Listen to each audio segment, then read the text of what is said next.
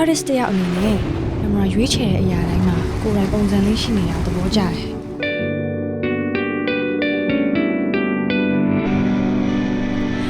ကားဆိုရင်လည်းတွားဖို့လာဖို့တစ်ခုလည်းမဟုတ်ဘူး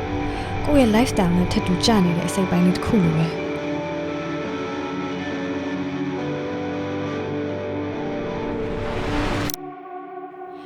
ဒီဗီဒီယိုလေးကတော့မြင်လိုက်တိုင်းအမရာနဲ့တနည်းရမှာထပ်တူကျနေတယ်လို့ခံစားရတယ်ကိုယ်ပိုင်ပုံစံလေးလည်းရှိတယ်လွတ်လပ်တယ်ပြီးတော့ကိုယ်နဲ့တသားတည်းကြတယ်လို့လည်းခံစားရတယ်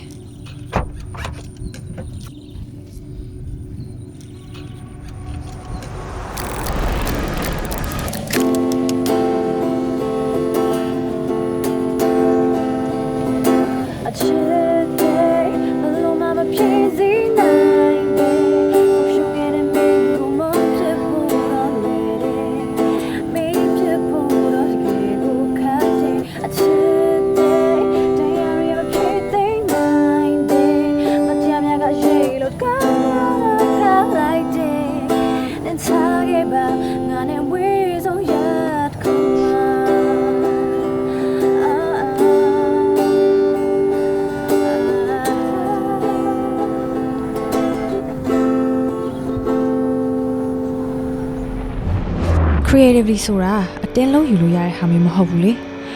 အမရအတွက်ကြတော့တိတ်ဆိတ်ပြီးတော့ agent တဲ့နေရာကိုတွားတဲ့အခါမှာ idea တွေကသူ့လိုလိုရောက်လာတယ်